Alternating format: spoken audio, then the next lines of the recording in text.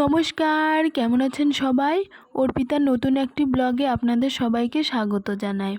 তো আমি তোমাদের সামনে বসে পড়েছি কেন, তোমরা ভিডিওর টাইটেল থাম্বনেল দেখে বুঝতেই পারবে। তো পুজোর শপিং মানে কী শাড়ি কেনাকাটা করলাম, কার কার জন্য কী নিলাম, সেটাই এখন তোমাদের সঙ্গে শেয়ার করব। সেই কারণেই তোমাদের সামনে এখন বসে পড়েছি। তো সবার ফার্স্টেই আমি দেখাচ্ছি তোমাদেরকে আমার গোপুসোনা মানে গোপুসোনাদের জন্য যে ড্রেসগুলো নেওয়া হয়েছে জামা, সেগুলোই দেখাচ্ছি।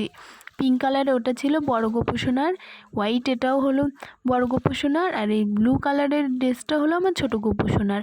তো ছোটো গোপুসোনার জন্য আর একটা ড্রেস নিতে চেয়েছিলাম, কিন্তু সাইজে মিলছিল না আর পছন্দ হচ্ছিলো না, সেই কারণে আর নেওয়া হয়নি। তো ভেবেছি পরে কখনো নেব, আবার তো বাজারে যাবই।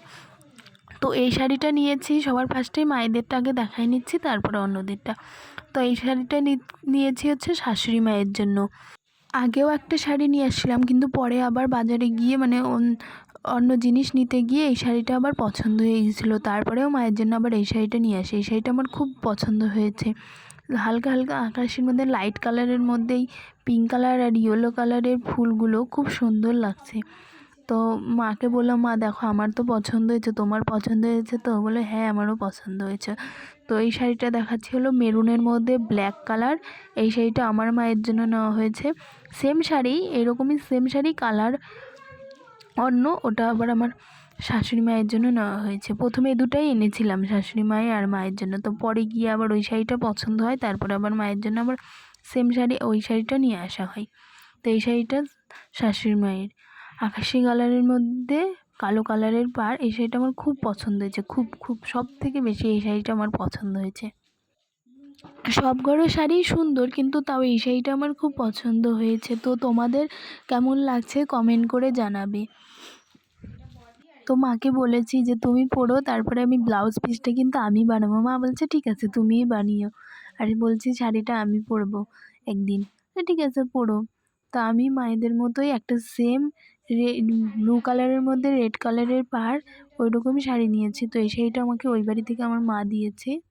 দেখো সেম ওই রকমই, কিন্তু সেম বলতে একটু ডিজাইনটা আলাদা, ওই রকম কাপড়ের মধ্যেই এই শাড়িটা নেওয়া হয়েছে। এই শাড়িগুলো হয়তো মানে সফট, একদম নরম আছে, পরে আরাম পাওয়া যাবে বেশি। এখন তোমাদের সঙ্গে শেয়ার করছি আমার গিফটে পাওয়া একটা শাড়ি। তো এটা আমি পুজো উপলক্ষেই গিফট পেয়েছি। এটা রানী কালারের মধ্যে আকাশি কালারের পাড়। এগুলো কি বলে এই শাড়িটার হয়তো নাম আমি জানি, মালবেরি সিল্ক এই শাড়িগুলোর নাম। তো আমি ঠিক বলছি কি না ভুল বললাম সেটা তোমরা কমেন্টের মাধ্যমে আমাকে জানিও।